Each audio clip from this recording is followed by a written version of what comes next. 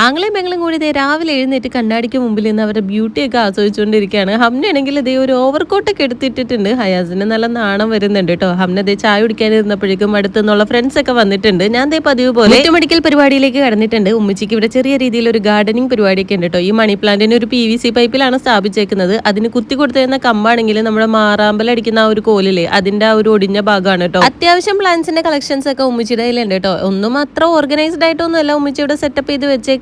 കുറച്ച് മതിലിന്റെ മുകളിലൊക്കെ വെച്ചിട്ടുണ്ട്. ഓർക്കിഡിലൊക്കെ ഇങ്ങനെ പൂവൊക്കെ ഉണ്ടായി നിൽക്കുന്നുണ്ട്. മുൻപ് നമ്മുടെ വീടിന്റെ ഫ്രണ്ടിലെ ഒരു പേരമരം ഉണ്ടായിരുന്നു കേട്ടോ. അതിലും ഉമ്മിച്ച് ഒരു ഓർക്കിഡൊക്കെ ഇങ്ങനെ സെറ്റപ്പ് ചെയ്ത് വെച്ചിട്ടുണ്ടായിരുന്നു. അപ്പോഴേക്കും ആ പേരമരത്തിന്റെ കാലാവധി ഏതാണ്ട് അവസാനിച്ചപ്പോഴും ആ ഓർക്കിഡ് ആ ഒരു പേരമരത്തുമ്മേന്ന് അങ്ങോട്ട് വിട്ടു മാറിയിട്ടുണ്ടായിരുന്നില്ല. ഇന്നിപ്പോ ഞാൻ ചെടിയൊക്കെ നനക്കുന്നതിന്റെ ഇടയിലാണ് കേട്ടോ അത് ശ്രദ്ധിച്ചത്. ആ പേരമരത്തിനെ നല്ല ഭദ്രമായി കൊണ്ടുവന്ന് മതിലിൽ ചാരി വെച്ചിട്ടുണ്ട്. ഓർക്കിഡിന് ഇപ്പൊ പുതുജീവനൊക്കെ വന്നിട്ടുണ്ട്. അങ്ങനെ ചെടി നനക്കലെല്ലാം കഴിഞ്ഞ് അടുക്കളയിൽ എത്തിയപ്പോൾ ഉമ്മിച്ച് അപ്പം ചുട്ടുകൊണ്ടിരിക്കുകയാണ്. അപ്പൊ ഇന്നത്തെ ബ്രേക്ക്ഫാസ്റ്റ് ഇതൊക്കെയാണ്. അപ്പൊ സൺഡേ ആയിട്ട് നിങ്ങൾക്കൊക്കെ എന്താ പരിപാടി? നമുക്ക് അടുത്ത വീഡിയോ കാണാവേ. ബൈ.